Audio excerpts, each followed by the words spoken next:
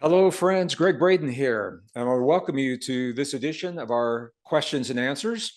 I've been traveling, doing live presentations around this country, around the US, for the last few weeks. So it's been a while since I had the opportunity to be with you and answer some of these questions.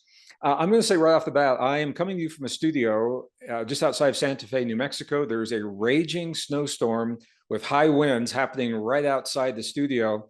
And I say that because if you hear any noise in the background, I don't know if the mic is picking this up or not, or if we lose our power, I'm on backup power in here, but you may see a shift in some of the lights that are not wired into that power. So we will power on and power through these questions, regardless of whether that storm's happening or not. So I'm going to address three questions today, and they're related, and this is why I'm putting them all together. And I'm just going to have a conversation with you. I don't have a formal PowerPoint presentation put together to answer these questions, and the reason is because I've already done that. There are PowerPoint presentations that will answer, and I'll refer to them, and we'll show the links down below, specifically on Bitcoin. What is it? How secure is it? Blockchain technology. What is it? How secure is it? That will offer the fine details for what I'm going to say to you right now. So, three questions. The first one is from Gail. Gail says, I know you like the blockchain. How safe is crypto investment to hold and grow resources? That's one question. The other question is, what are your thoughts on central bank digital currency, CBDC? And the third one, and that is from Shelley. And the third one is from Gail again. What about the safety of crypto blockchain right now? So these questions came on the tail end of the FTX breakdown, the corruption of the FTX platform. And so I think that was probably in the mind of, at least in the background for some of these questions. So let me begin with Gail's questions here. What about the safety of crypto blockchain right now? This is an interesting question because there is no single blockchain. So I'm just going to take about a half step back. Blockchain technology is a technology that was developed mimicking the way information is stored in the DNA of the human body or all carbon-based life. When a transaction happens in the genome, that transaction becomes part of the record of that genome, and it is stored. It is cannot be changed. So it is secure in the genome. It can't be changed unless we go in and edit that again. It can't be changed.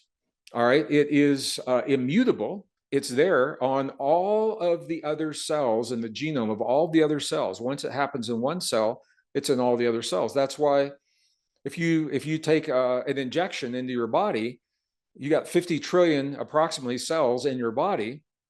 Think about this. If it took 1 second for that injection to make its way through every cell in your body in a linear fashion, there's 50 trillion seconds that it would take for it to be effective. But that's not true. The results, the efficacy of an injection can happen from minutes to within a few hours. Shows up in all the cells because of the way the information is distributed and shared on what we now call blockchain technology.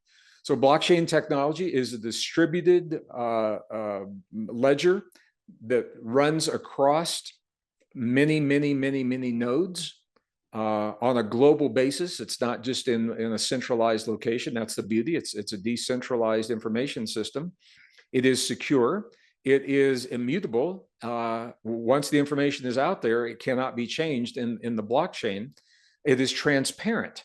And that is the intrinsic value. A lot of people ask, they say, well, there's no value in a digital currency, in a crypto. Where's the intrinsic value? The intrinsic value is the value that we place upon security, upon transparency. Everyone can see all of the transactions that have proceeded up into the moment of the transaction that you're engaged with. So it is, if you have the software and you know how to access this, not a secret. So it is transparent, it is immutable, and it is secure. So this question, she's asking about safety, and I think she means security. So there is no single blockchain. The technology was developed. All right. And what I'm going to say about technology is never right, wrong, good, or bad. It's the thinking underlying how that technology is applied. You know, the classic example that we hear from this all the time is we learned to split the atom in the mid 20th century. And there are many ways that the release of energy from the splitting of an atom could be used peaceful purposes to power cities and for bringing water from deep in the earth so that it can be used and processed on many different applications. It just happens that the splitting of the atom was driven by a wartime mentality. We were in war, World War II, and the military was funding the splitting of the atom, the technology that allowed that to happen. So it was used for wartime purposes and became the first atomic bomb. Didn't have to be. And the same with blockchain technology. It's not good, bad, right, or wrong. It's a technology that's out there. And again, it's secure, it's transparent, it's immutable. How is that used? All right. So the commercial application that most people became first familiar with was called Bitcoin. Bitcoin is a blockchain technology, it has its own blockchain. All right. And Bitcoin was never meant to have a lot of bells and whistles. It was designed to be a store of value, possibly a currency, to be secure, transparent, immutable, and decentralized so that no central authority could manipulate the currency. No centralized authority could impose inflationary values or could print the Bitcoin to become inflationary. Interest rates, are not involved with Bitcoin and things like that. So it was designed to give the power of finance to the individual rather than having it located in a centralized bank, as the system is today. So that Bitcoin is a blockchain technology. Now, once Bitcoin was developed, a whole lot of other organizations and people and ideas jumped on the bandwagon. They began to build their own blockchains with a million names, like ADA and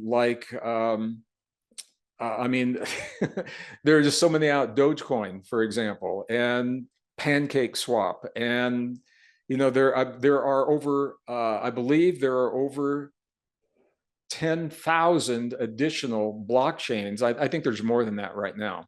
I was reading some old statistics. 10,000 blockchains that have become very specialized to do very specific things, a lot of them with a lot of bells and whistles. Some of them you're hearing about in the news today.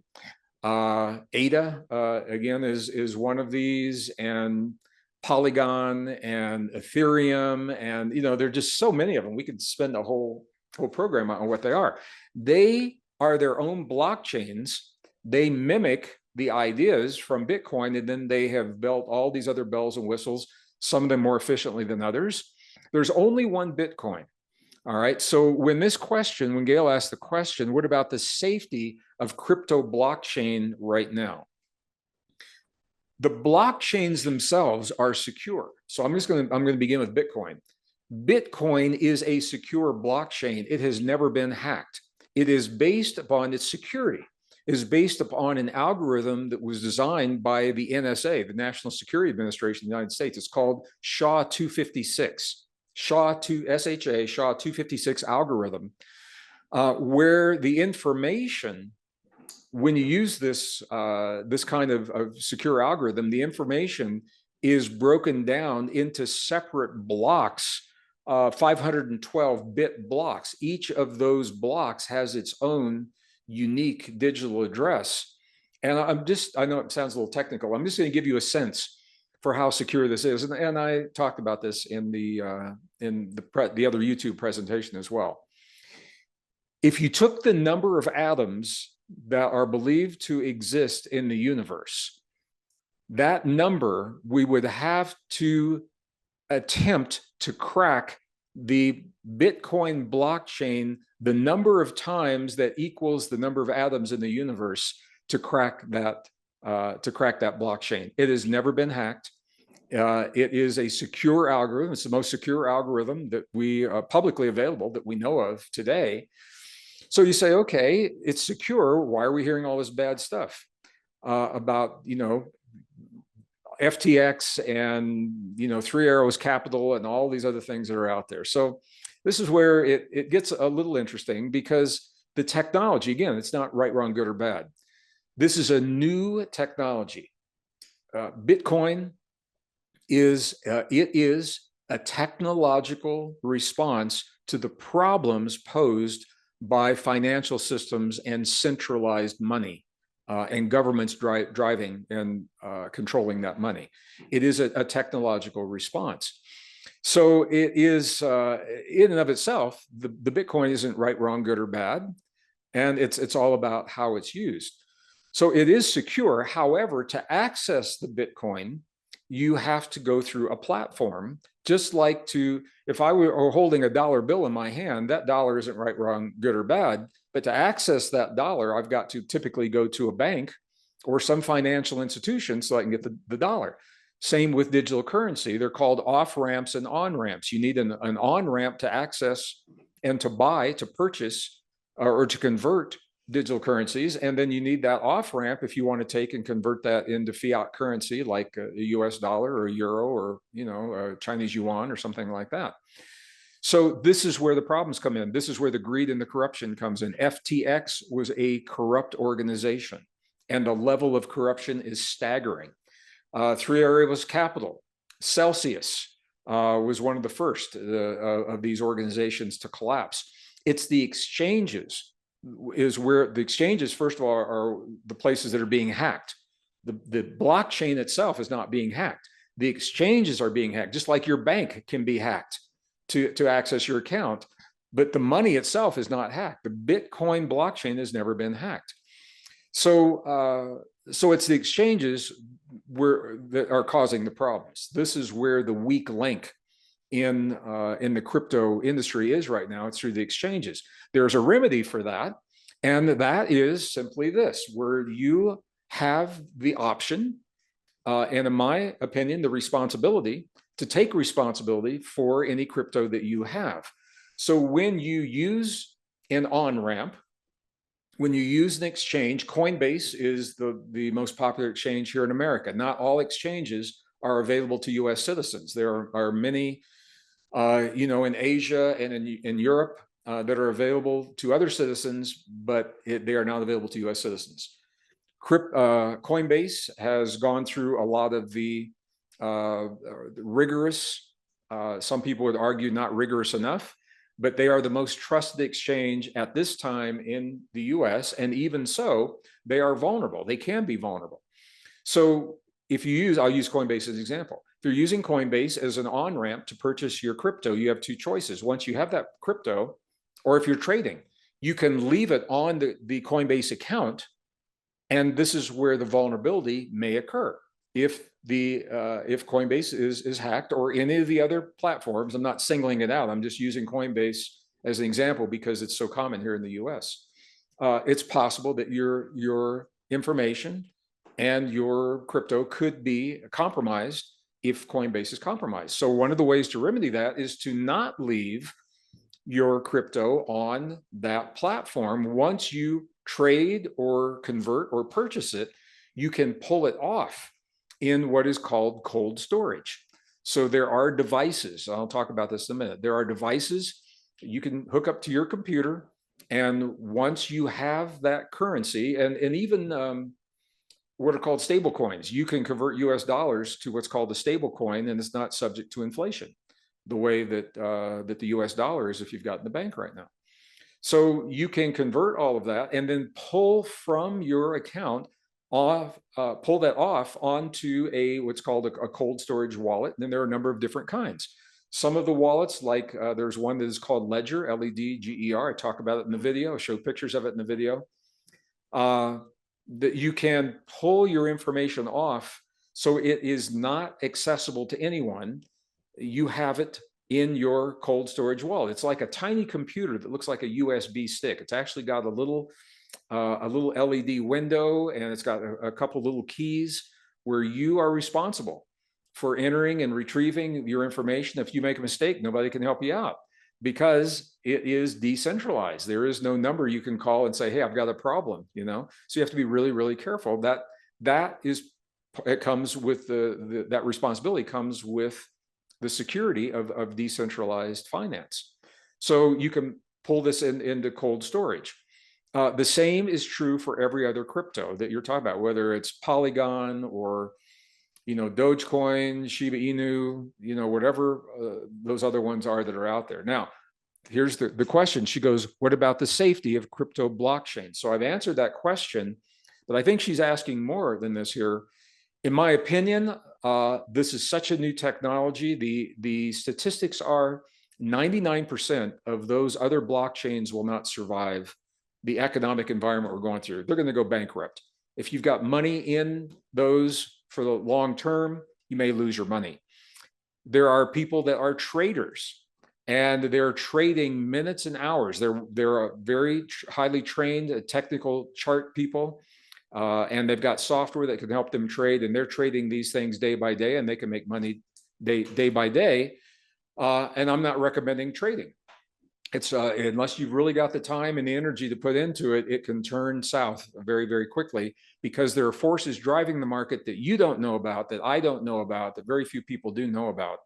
And so I am not recommending any of the other cryptos that are out there. Bitcoin stands alone. It's the original. It is a stripped down version. It does what it was designed to do very, very well. It's outperformed the S&P as a store of value over time. If you go back and you look from its inception until now, it's no other form of energy has allowed that to happen. It also is not for everyone, and there's a lot of misinformation out there because we are being discouraged from moving away from centralized finance. If we all move away from centralized finance, the central banks don't need us anymore, and they don't want that to happen. So there are congressional testimonies, there are mainstream legacy news programs and anchors, faces that you know that are saying things that are absolutely not true or are so skewed they're designed to frighten people away from, from these new technologies. But what I want to say is this. Rather than watch what people are saying, I think it's important to watch what people are doing. Bitcoin is being adopted very rapidly by large financial institutions. BlackRock, who is the largest money management organization, I think, in the world right now. BlackRock owns pretty much everything. I'm not a huge fan of BlackRock in terms of where they use their money and how they're using it. But the point is that they are so large and their investors are demanding access to Bitcoin through BlackRock. So they're investing heavily. Vanguard is doing the same thing. It's interesting. Citibank, CEO of Citibank, publicly speaks against Bitcoin. Behind the scenes, Citibank is now allowing their customers to have access to Bitcoin through their services. There are countries adopting Bitcoin as their currency. El Salvador was the first. And since they did that, businesses flocking to El Salvador, crime has decreased. People's lives change because of this. Other Central American countries now are looking at doing the same thing. They're going to follow on with and create their own economic bloc, which is exactly what the global financiers do not want to happen. But I think it's an unstoppable trend where we are right now. So when Gail asked the safety of blockchain, the blockchain is totally safe. The off and the on ramps, the exchanges are vulnerable. And so what I believe is the most prudent thing to do is to use them to access, either to sell, trade, convert, or purchase any crypto, and then pull it off those exchanges. And you are your own bank. You've got it on your, it could be a ledger. There is another form, it looks like a credit card. It's called Arculus right now. A lot of people are using, and these have been very effective for helping people safeguard their crypto. The other question that was very similar How safe is that to hold and grow resources? I think I've answered that question. The other question was, what are my thoughts on central bank digital currency? So they're called CBDC, central bank digital currency. This is another unstoppable trend. In my opinion, it's going to happen. And in and of itself, I don't know that it's such a bad thing, because it simply is, it's the way it's implemented that can be a bad thing. Many of us are pretty much cashless anyway right now. We travel through the airports, everybody use a credit card to buy a $3 bottle of water. You use the credit cards for $1 in a parking lot. So we're using a lot of this now. That doesn't concern me as much, and I think we're probably going to a central bank digital currency. What does concern me, and this is a big concern, is whether or not the United States, in forming a central bank digital currency, follows the model that China has followed. China has implemented their central bank digital currency as part of a larger platform that includes what are called social credit scores and a social credit system. So the money is programmable, and it is linked to the way that you live your life, the choices of lifestyle that you make. How much gasoline do you purchase a week? How far do you drive a week? How much money do you spend on entertainment in a week? Is it too much? Are you driving too much? Are you buying too much gasoline, emitting too much CO2 into the atmosphere? Are you eating too much of a certain kind of food? Too much beef, for example. And this is one of the proposals to help people, force people to limit the amount of meat that they're eating in their lives. The problem is that a social credit system that tracks all of our living habits and our spending habits linked to a CBDC, that's problematic, because now we are vulnerable to the ideas of a higher authority, some government authority, that can regulate when and how we use our money.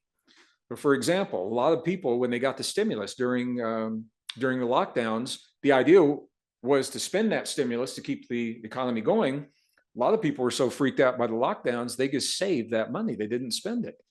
So it did not fulfill the purpose of the intent of giving people the money. A central bank digital currency could prevent that, because they can put an expiration date on the money that is in your account. You have to spend it by the end of the month, or it goes away. So that forces you to pump your money into the economy, and it discourages savings. And these are all factors. This is not conspiracy. These aren't things that we're making up. These are factors that we're seeing play out in countries like China, who have chosen to go this route. And we saw it to some degree with our friends in Canada during the trucker strikes, when their finances were cut off because the government didn't like the protests and what they were saying. They were protesting mandates. They were protesting health mandates, among other things. And to limit those protests, the government was able to shut off some of their finance, because it was done through a centralized organization. So we know these things can happen. So what are my thoughts? My thoughts on CBDC itself. I think we're going to go there. It's digital currencies were piloted in 3 large U.S. cities at the end of 2022. I don't know when those pilot programs ended. I know they initiated them in December of 2022, and they're learning from those, and other parts of the world are going with this. The United States is part of, certainly, of the G20, the 20 most powerful economic nations in the world. The G20 has said they like the idea of a CBDC, and they want all 20 nations to get with the program, so there's continuity. The G7, we are part of that as well. It's a smaller number of powerful nations. They want this as well. So I think our job, and technologically, everything else is digitized now. All of our music is digitized. I rented a vehicle recently at an airport, and I have a CD that I like to listen to when I rent the vehicles. No CD player, because everything is digital now. All the music now is digital.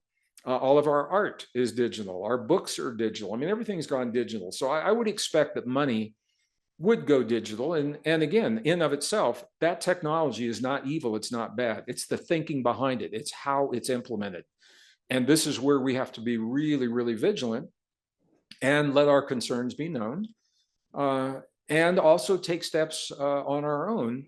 There are other forms of money that are not fiat based, that are not digital currency based, that have been around 5,000 years. These are precious metals. And I think everyone owes it to ourselves. We all owe it to ourselves to allow for all possibilities, all potentials. So, the digital currencies, they sound great until there's no electricity. If there's no electricity, there's no internet. Now, the likelihood of that happening on a global basis is pretty slim, but it certainly can happen on a regional basis, and it can happen as a result of war. So this is one place you wouldn't want to put all your eggs in a digital currency basket. You don't want to put all your eggs in a cash basket, storing a bunch of cash under your mattress when the cash may become worthless. You don't want to put all your eggs into a precious metal basket as well. But I think it makes sense to expect the unexpected and to be responsible for ourselves and our families to cover all those bases. And she's asking my opinion. That's my opinion. So we have the opportunity now. I think we just need to be really aware. The social credit scores, I think, are the places where we really need to be vigilant. And these are coming about in very interesting ways. I go for an annual physical, just so I'm never more than the year out of sync if there's something that needs my attention. And because of that, there's not. If I didn't do the physical, there might be. So I just had an affirmation of how the choices I've made in my life have served me. When I look at the blood work and everything, it looks good. Now, what is happening is I'm getting phone calls from an independent organization that is working with my healthcare provider. They want to work with me because of my age. Statistically, because of my age, the statistics say I need some help. That may be true for some people. It's certainly not true for everyone. So they say, we would like to, once a month, we would like to track you. We want to track all of your medical information, all of your vital statistics. We want all of this. We want to track it and help you stay on top of your health. And I certainly have declined. But my question was, once you have that information, where does it go? Who has access to it? They were not used to having seniors ask that question, number one. Number two, they never did give me a clear answer. It may be that they don't know. I'm sure the person I was working with on the phone really doesn't have a clue as to, what's going to happen with that data. I asked them to find out, never heard back.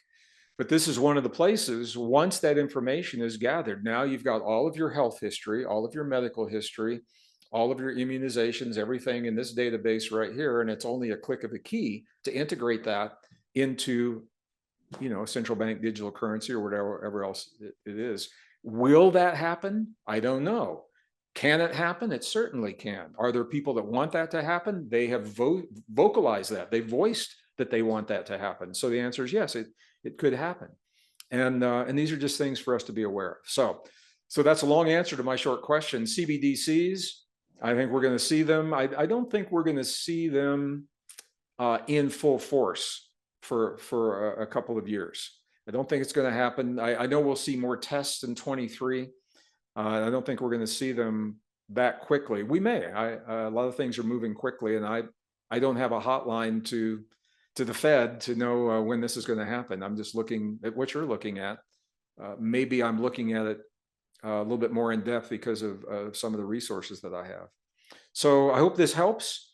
And I'm going to invite you to check out the videos that I did, where I go into a lot more detail on blockchain. What is it? Why is it secure? Bitcoin, what is it? How does it fulfill the 5 fundamental principles that economists require for money? Where our fiat money fails in most of those, and how Bitcoin actually works for most of those. Don't buy into the FUD, F-U-D, fear, uncertainty, and doubt. Don't buy into the FUD that is being sown in legacy and mainstream media. They want to frighten people away from decentralized finance because it doesn't serve the purposes of the status quo. And if the status quo had honored the trust we had placed in them, I might not feel the need to have an alternative. What I'm seeing now is there's an abuse of power, an abuse of trust in what is happening to our finances and our money, how it's being used to finance wars, how it is being manipulated not to serve us. And I want you to know that we do have alternatives, sound technological alternatives that are out there, and that is why they were made in the first place. Bitcoin was envisioned after the economic collapse in 07 and 08, so that there was an alternatives so that people could not do with our money what they did to create that crash in 07 and 08. That was the impetus to develop Bitcoin. Who developed it, where it came from, that's a whole different conversation. I do talk about that in the videos as well. So thank you for spending a little bit of your day with me today. I hope this has helped. Drop me a message. Our staff, our team does read the messages that you write, even the bad ones. And that's okay. You know, we don't all have to see the same. I think it's possible to be kind in the messages. And if you're not, I'm probably not going to respond to you. But you certainly have the right and the privilege to say, you know, whatever it is you want to say. So let us know how you feel about this.